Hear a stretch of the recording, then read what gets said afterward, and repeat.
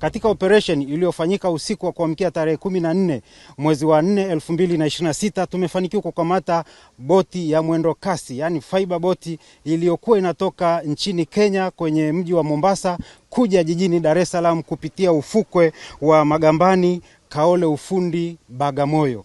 Katika boti hii tumeweza kukamata viroba 18 vilivyokuwa vimejaa mafurushi ya mirungi, ikiwa na vifurushi takriban 1062 vilivyokuwa vimejazwa katika viroba hivyo. Hata hivyo tumeweza kukamata watu 4 kuhusiana na usafirishaji wa dawa hizo za kulevya, ambapo wa kwanza ni Jamali Ali Faki mwenye umri wa miaka 35, mkazi wa Tanga. Wa pili ni Shali Omari Salim mwenye umri wa miaka 28, mkazi wa Tanga.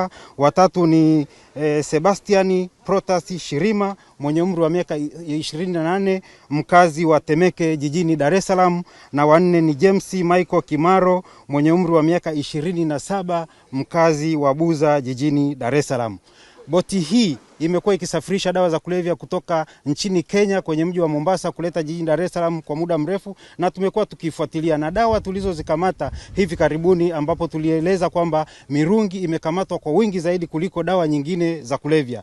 Ni kwamba hii ndio ilikuwa inaleta hizo dawa za kulevya jijini Dar es Salaam, na baada ya kuikamata ni kwamba tumepunguza kwa kiasi kikubwa cheni ya usafirishaji wa dawa za kulevya. Na hawa tuliowakamata ni mapapa, kwa sababu wanayo chombo cha kisasa kabisa cha kusafirisha dawa za kulevya hapa nchini. Lakini ukijaribu kuangalia kwamba utumiaji wa mirungi umeongezeka kwa kasi sana baada ya dawa nyingine za kulevya kupungua nchini, hususan skanka, heroin, cocaine pamoja na methamphetamine. Na tunaendelea kufanya operation endelevu ili kuhakikisha kwamba tunadhibiti mitandao yote ya usafirishaji wa dawa za kulevya hapa nchini ili Tanzania iendelee kuwa salama. Tunatoa wito kwa wananchi kuendelea kutoa ushirikiano kwa mamlaka kudhibiti na kupambana na dawa za kulevya, na tutahakikisha kwamba yoyote ambaye anajiingiza kwenye biashara ya usafirishaji wa dawa za kulevya tutachukua hatua kali. Na serikali ya Tanzania iko makini kuhakikisha kwamba tunadhibiti kabisa uingiaji wa dawa za kulevya nchini. Tumefanikiwa kudhibiti dawa za viwandani, na sasa tunaendelea na kuhakikisha kwamba tunadhibiti